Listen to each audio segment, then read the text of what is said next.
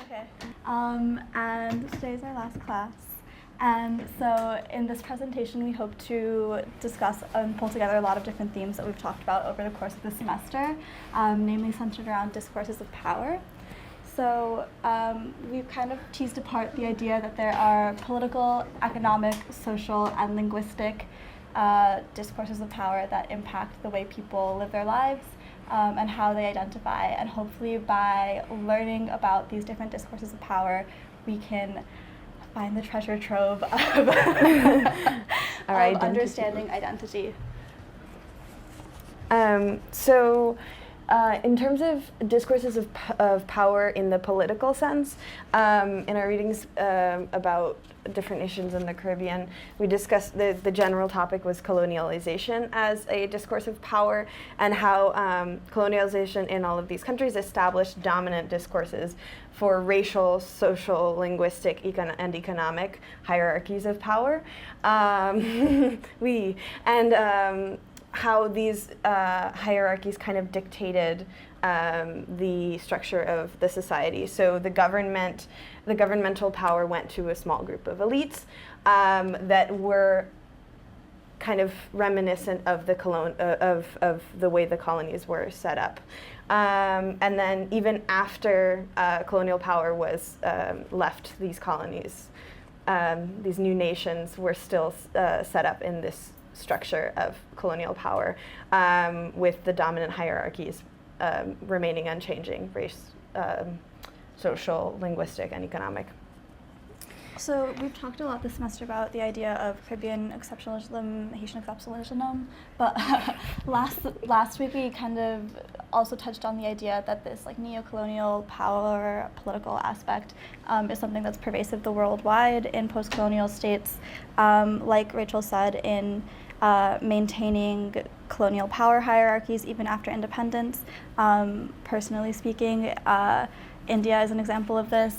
People from upper castes and Hindi-speaking populations within India under British colonial rule tended to be given a lot of power, and that is very much how India is structured today.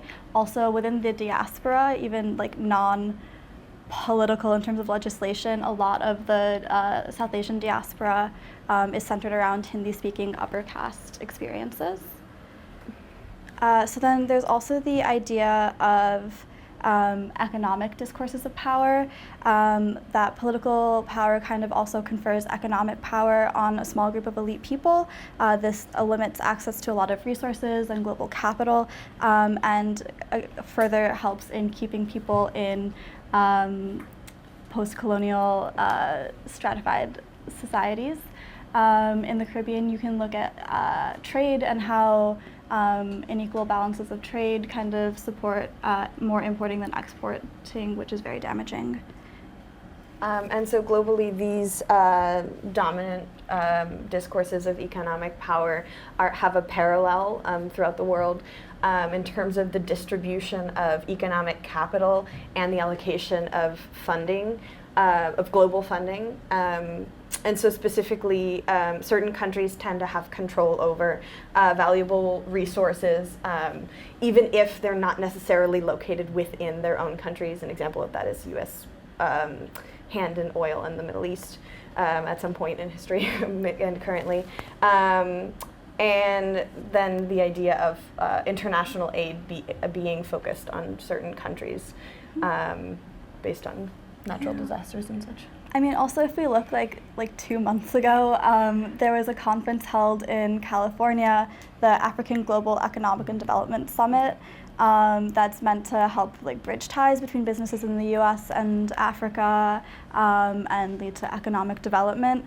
But none of the delegates from African countries were able to even enter the U.S. to attend the summit because of visa difficulties. So we had discussions of Africa's economic and developmental future being held, like Professor de Graaf was saying, by no one who really had personal stake in Africa.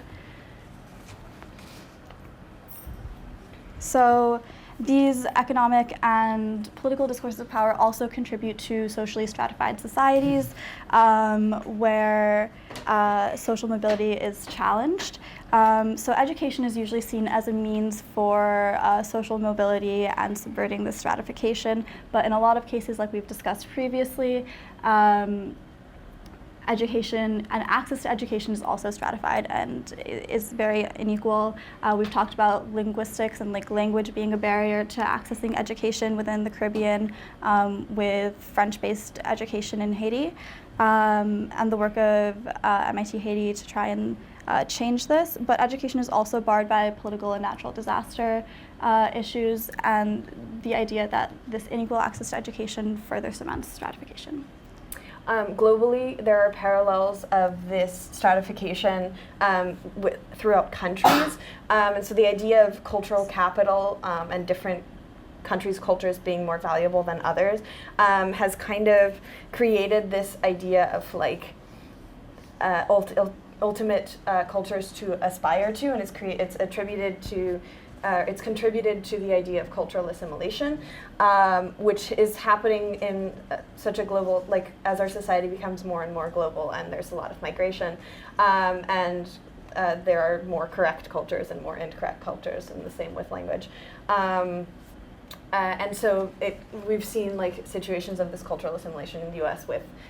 throughout history and throughout the world, but specifically in the U.S. thinking about the boarding schools for the Native Americans, where they were where they were punished for speaking their native languages or participating in their native culture, even amongst themselves and not in an educational setting, and parallels in countries like Haiti and Jamaica, where they were not, when they went to school, at some point they were not allowed to speak their Creoles, so their native languages.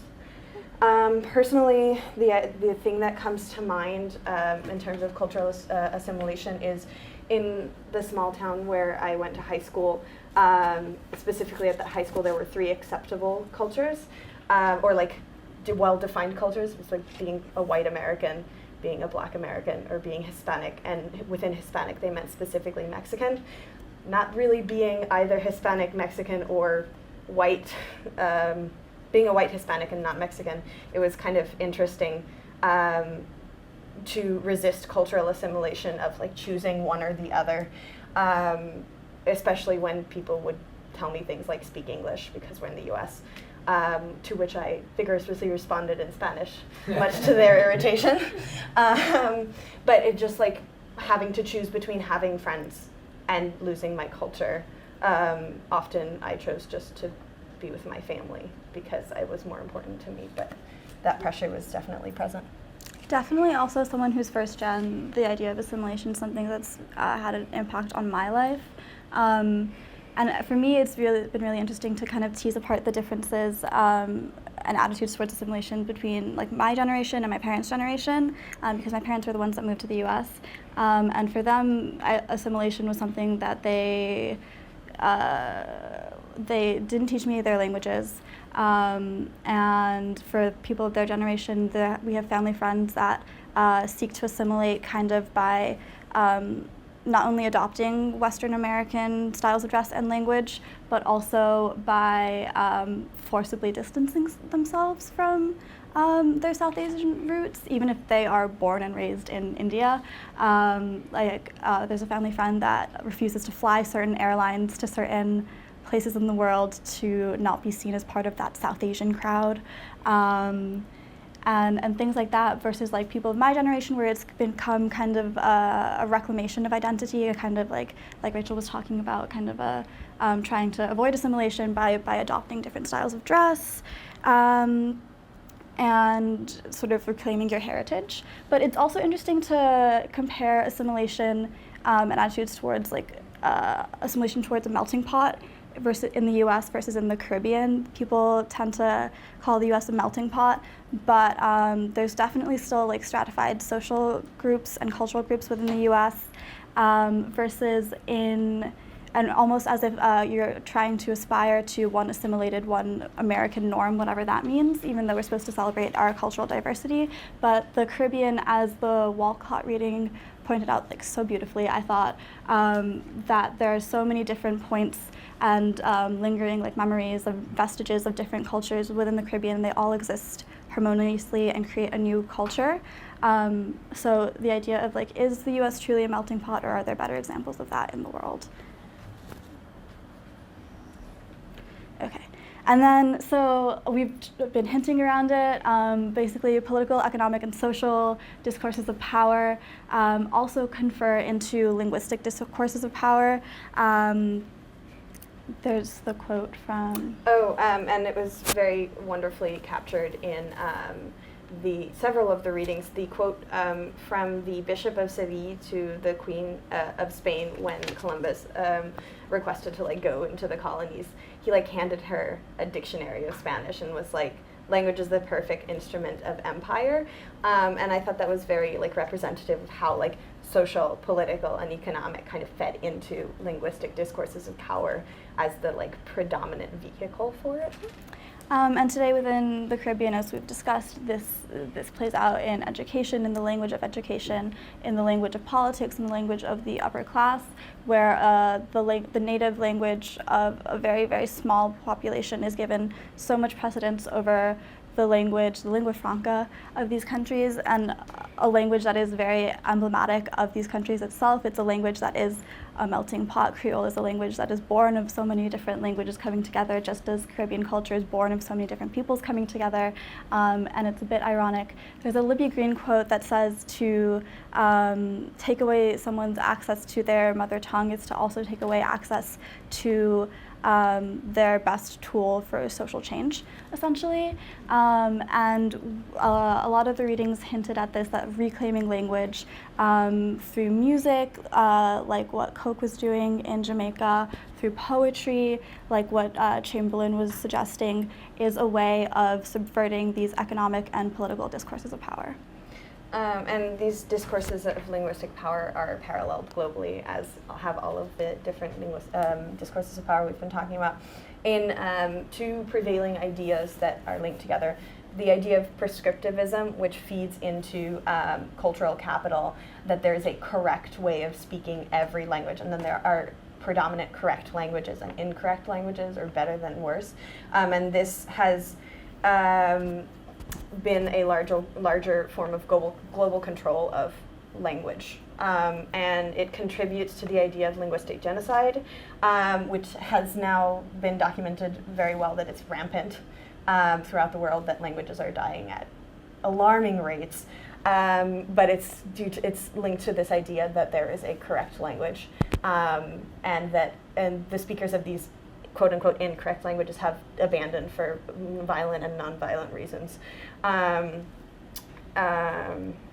so this idea has been very, very prevalent. So then now talking about how all of these predominant discourses of power impact the shaping and formation of identity. So there are a lot of conflicts in defining identity in a post-colonial world. The idea, so Barack Obama has a quote that the worst thing that colonialism did was to cloud our view of the past. But also this view of the past is kind of something that a lot of countries are struggling with when defining today's identity, is what is our relationship to the past, what is our relationship to colonial powers, to countries that the people of today come from, and how do we, or do we at all, use these influences to shape a unique national identity today. If we look at Jamaica, their way of shaping a unique Jamaican identity was through their music, through what Coke was doing in sponsoring these dancehall music, the popularity of it, and through the propagation of Caribbean poetry, and just the idea that language can be used as a tool to create a sense of and maintain a sense of identity. And then identity also has kind of a dual nature that goes along with this, choosing whether or not we are colonial or not, or both, or a new thing, is that identity is both self-chosen and imposed. and you can choose how all of these discourses of power influence how you define yourself. And so then, like, the idea, as Walcott said. Yeah, so he kind of hinted at the idea that historically Caribbean cultures have struggled, or people have struggled with the idea of identifying Caribbean cultures as being a culture of people, because they're so hodgepodge and made up of so many different influences, kind of harkening back to an idea of like purity and authenticity. And so, like, using this idea of purity as a way of deciding whether, like, what you choose or what's imposed on you makes you pure or not, and how you decide to identify with that idea, and whether or not it's authentic to have chosen or to be imposed, and like what remains in your identity, in terms of the idea of authenticity that Thiongo and Achebe discuss in their paper that we read. So.